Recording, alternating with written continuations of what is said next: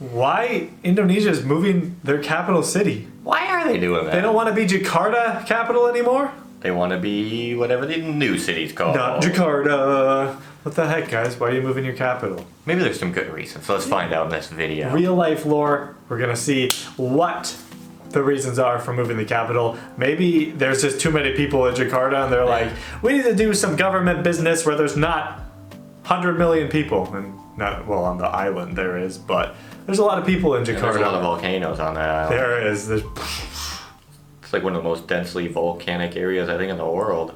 And you know what else is in Indonesia? What? Krakatoa! SpongeBob reference. Yep. All right. Why Indonesia is moving the capital? Let's check this out right here, right now. If you enjoy, subscribe, like the video, let us know what other Indonesia stuff we should check out down in the comments below. And check out our Instagram and our vlog channel down pinned comment below. Oh yes, go check it out. There's a vlog up there right now. Watch it. We're traveling. Here we go.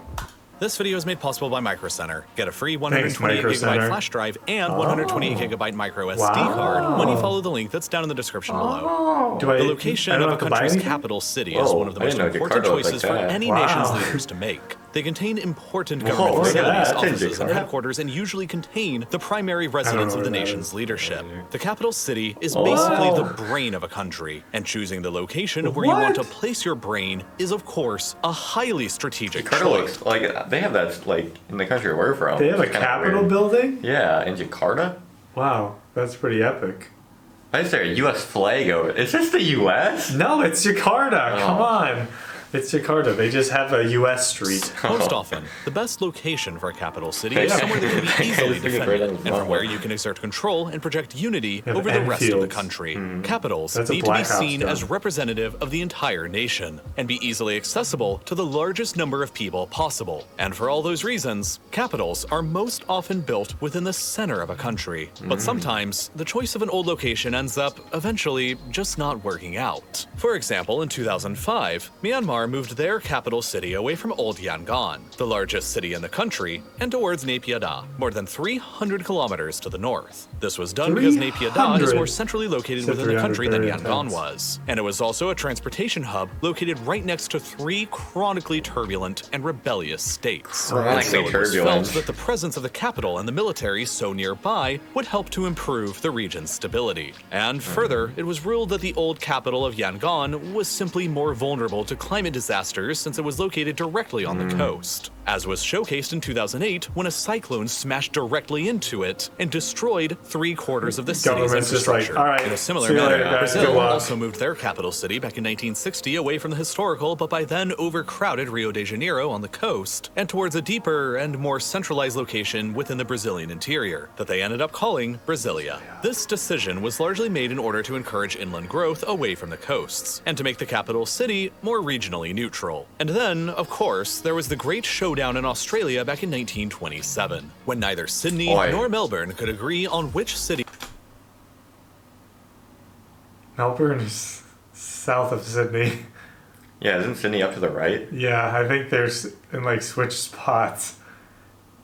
Melbourne is down here. Sydney's on the coast though, too. Yeah, and that dot's in. Yeah, Sydney's like over here. Melbourne's down in the south. Real life lore. Or are they gonna switch them? Maybe. Should become the nation's capital, and thus they ended up compromising by building Canberra roughly in between them from scratch. Now, in the year 2022, there are 2 very large modern countries who are actively in the process of relocating their capital cities for pretty familiar reasons. Egypt is relocating their capital away from Cairo towards a newer, planned city still under construction, a bit over to the east, while Indonesia is relocating their capital city away from Jakarta and moving it more than 1,000 kilometers away to a completely different island. This is incredibly significant, because Indonesia itself is an incredibly significant country. She has the 4th highest population of any country in the world, lagging only behind China, India, and the United States. and boasts more than 270 million people. Big roundabout. For such a That's large a lot country, of cars. however, Indonesia Looks is like a rather city unique skyline. because while China, Yeah. India, and the United States are all major and generally contiguous continental powers, Indonesia is really about 17,000 totally separate islands, all scattered apart from each other. And these Crazy. islands are not equal. There's 5 big land areas that Indonesia controls: the entire islands of Sumatra, Java, and Sulawesi, and half of the big islands of Borneo and New Guinea. However, 4 of these island territories are fairly sparsely populated, while the thousands of smaller islands add little to the overall population as well. By and large, that leaves the island of Java, which alone is home to more than 60% of the entire Indonesian population. That's a lot of Indonesians. 145 million people. 145K. This makes Java by Okay. far the Mil. world's most populated island, with even more people than Russia, a country that is 123 times larger. And so it's pretty fair to say Russia's that very this thick. island is basically the It's boring. center of Indonesia's population and culture. And so naturally, the capital of Indonesia has been located on Java for a very long time, and it's located right here, Jakarta. Jakarta has been a pretty major city for centuries, but with little fanfare in the modern 21st century world, the city's metropolitan population has skyrocketed to a population of around 35 million people, which makes Jakarta the second largest urban area in the entire world after only Tokyo, which, as fate would have it, is also located on another island. Besides serving as the capital of Indonesia, Jakarta is also the diplomatic capital of ASEAN, or the Association of Southeast Asian Nations, which is effectively Southeast Asia's version of the European Union, and so you can sort of think of Jakarta's role here as being similar to Brussels in Europe. Jakarta is an enormously important and significant global city, but it is not without problems that make it actually a not so favorable location for Indonesia's capital city in the 21st century. For one, as I mentioned previously, there is a lot of inequality within the country. While Java is home to 60% of Indonesia's population, the island only makes up 7% of Indonesia's land. Ultimately, that means that the remaining 93% of the country's landmass, over on the 17,000 other islands, are pretty underrepresented both in terms of population and in economics. While the economy in both Jakarta and Java has been growing tremendously over the past few decades, the other islands have been more or less economically left behind and have remained fairly stagnant. Wow, To illustrate look at this that place. point, ever since 1971, Java has gained 75 million people, while Sumatra has only gained 38 million, Kalimantan, what the Indonesian side of Borneo is called, only 11 million, Sulawesi only about 10 million, while Western New Guinea only gained 4 million. And Only while these 4 other islands million? may Come look close on. by on a map like That's like this, 4 they million. really aren't. If you place the islands of Indonesia over Europe with Java placed Oh, roughly wow. over northern Italy, you'd quickly see that Kalimantan is as far away as northern Germany and Poland. Sulawesi is over in Belarus and Ukraine, while Western New Guinea is way over in Kazakhstan. A lot of these places are very far away from Jakarta and are therefore isolated and remote from the center of power, often across thousands of kilometers of ocean. Based exclusively on the centralization of power factor, it would make the most sense from a geographic perspective to place Indonesia's capital within either Kalimantan and Borneo or on Sulawesi. But of course, centralization alone is not usually a good enough reason to go through all of these moving pains. The larger motivations are that Jakarta itself show a little has a volcano lot of bump issues. sometimes. To start, the city has experienced a tremendous amount of urban growth in the past few decades. Back in 1945, at the beginning of the Second World War, the city's population was only 600,000 people. Oh, wow. 25 years later, by 1970, the city's population had increased by 6-fold to more than 4 million. And then 50 years later from then, by 2020, it had more than doubled again, to more than 10.5 million within the boundaries of the city proper, largely owing to massive internal migration from the rest of Indonesia. As a result of all this growth, the city has been experiencing a substantial ecological breakdown, accompanied by intensely gridlocked traffic and congestion. Nearly traffic. 4.5 million cars and more than 13 Oh my Look at all those bikers. If one of those falls, it's gonna be like one of those bike races where one dude falls and they just go. Tour de France, so Yeah. everyone just flips over each other. That's crazy. Oh my gosh. 15 million motorcycles are used on the city's streets, while public transportation only accounts for 1/3 of the city's commuters. To exacerbate the pollutants from all these vehicles, there are 7 existing coal-fired power plants and 5 more planned plants, all within a 100-kilometer radius of the city. Gee. The emissions from those 5 planned plants alone will eventually be equal to adding 10 million additional cars to Jakarta's already crowded streets. Given this, air pollution and smog within the city is a serious issue, and it generally ranks alongside cities like New Delhi and Beijing. The air quality can get so bad here that just last year in 2021, 172 days were considered too unhealthy to be outside, which was more than half of the entire year. And then, of course, there's the traffic itself. Jakarta has often been named the world's worst city for traffic on multiple occasions by multiple publications. But here are some ways to put it all in perspective. It's been estimated before that the average Jakarta resident will spend 10 years of their lifetime there in traffic. The largest satellite city of Jakarta, where many downtown office workers live, is Bogor, 25 miles away from the Jakarta core. Under normal Jakarta traffic conditions, it usually takes 2 hours to drive across those 25 miles. And when the conditions are considered bad, it can take more like 3 hours. It's gotten so bad that high-ranking government officials have to regularly be escorted by police convoys through the city just to arrive at their meetings on time. And to make matters even worse, Jakarta's population is still growing. By 2030, it's projected that there will be more than 40 million people living within the metropolitan area, more than the entire population of Canada, and causing it to surpass even Tokyo to become the world's newest, largest city. But out of all of Jakarta's many problems, it's water that is the most severe. As with many coastal cities across the world, Jakarta is not unique in dealing with the threat of rising sea levels. But Jakarta's specific situation is rather unique because on top of dealing with sea levels rising, the city is simultaneously sinking. Jakarta's sinking problem is very similar to both Mexico City and Venice, both of which I've made videos about in the past, but this is the gist. Just like both of those cities, Jakarta was established within a swampy environment many centuries ago before the needs of modern cities were at all understood. 13 rivers flow through the city, which used to provide ample fresh water, but now they're all wildly polluted and currently unusable for drinking water. Jakarta does have a series of water pipes, but they only reach about 60% of the population, and they're all highly concentrated in the more wealthy areas of South and Central Jakarta. As for the millions of other people who don't have any access, ground pumping is basically the only means of obtaining any fresh water for themselves. But of course, as this water beneath the surface is removed, the soil above will continue to compact and sink. And it doesn't help that nowadays there are dozens of massive and heavy concrete and steel skyscrapers across the city's surface, adding even more weight and pressure, pushing down onto the fragile soil below. Wait, skyscrapers are heavy? I thought the reason that they stood up so well is because they were light. Yeah, they're able to flow through the air because the air pressure on all the sides holds it up. They're made out of plastic. Yeah. Nice. That's why when it gets really windy, they kind of just go like this because it's the plastic waving back and forth. It's really cool that they can make plastic like that.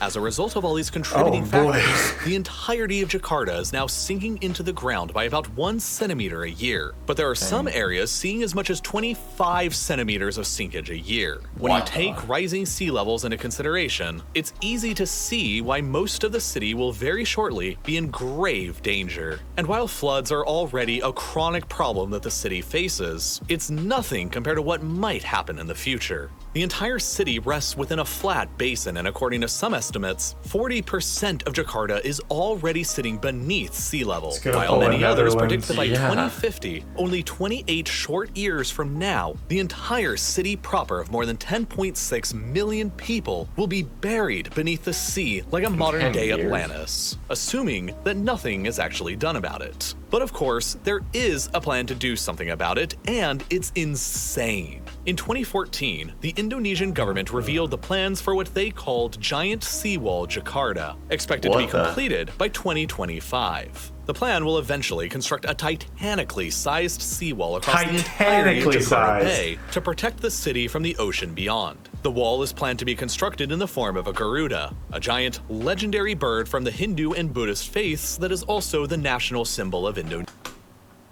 Oh, it's like a pointy bird. Yeah, it's got like a pointy head. And it's got a little mohawk. Yeah. That's pretty epic. But imagine how much that would cost to live in that mohawk building. True, that is the specific most expensive point right there. We could just build a house right on its beak. Oh, right on the beaker? Then we could be beaker boys. Yes, beaker boys unite.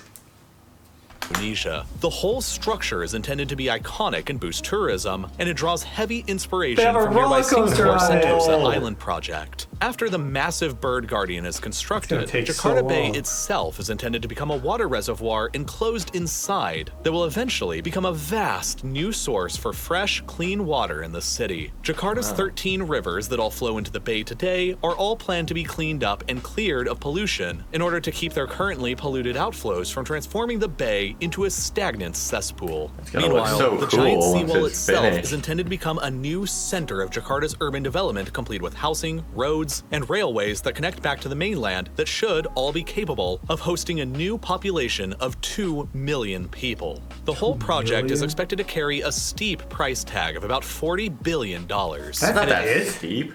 I honestly think they're basically building they're building an island, and then they're building like a whole new city on top of the island. Wasn't like Trump's wall supposed to be like in the billions of dollars? Yeah, it was supposed to be a lot. I mean, like, how much does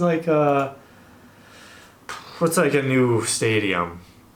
Raiders Stadium price? Oh, Allegiant Stadium. $2 billion. So they built a stadium for $2 billion. That's only 20 times more for an entire city for 2 million people. Yeah, and it's not to mention over water.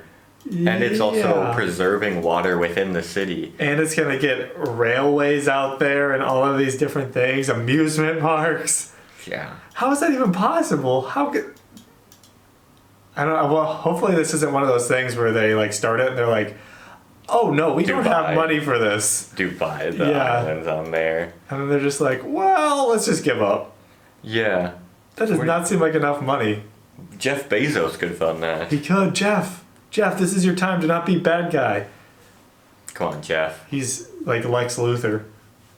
But he can not be Lex Luthor, and he can make a new city for Jakarta. Yeah, that'd be cool. Hasn't come without controversies. For one thing, it would require the eviction of many nearby residents and the seizing of private lands along the coast, something that many locals depend upon for their livelihoods. Further, there are fears that if the wall were to ever fail because of something like a terrorist attack or some unforeseen black swan event, that the subsequent flooding would be catastrophic and probably end up destroying the city anyway in the future when sea levels are higher. This all means that the wall will end up being a critical security weak point that Indonesia would have to defend at all costs. And then there are many, many environmental concerns about building the wall to just heap on top of everything else. So with all of these negative factors going against Jakarta, and the obvious need to alleviate the growing population pressure and weight on the sinking city, the current leader of Indonesia, President Joko Widodo, made a bold announcement in 2019 to move the capital city away from Jakarta for the first time. And while the specifics of the exact location and plan are still in the stages of being figured out, things are moving pretty quickly. For one, we know that the general area of the new capital will be nearly 1,000 kilometers away from the current-day Jakarta, over on the island of Borneo, which happens to be the third largest island in the world, and it means that Indonesia's capital will be on an island shared with two other countries in the north, Malaysia and Brunei.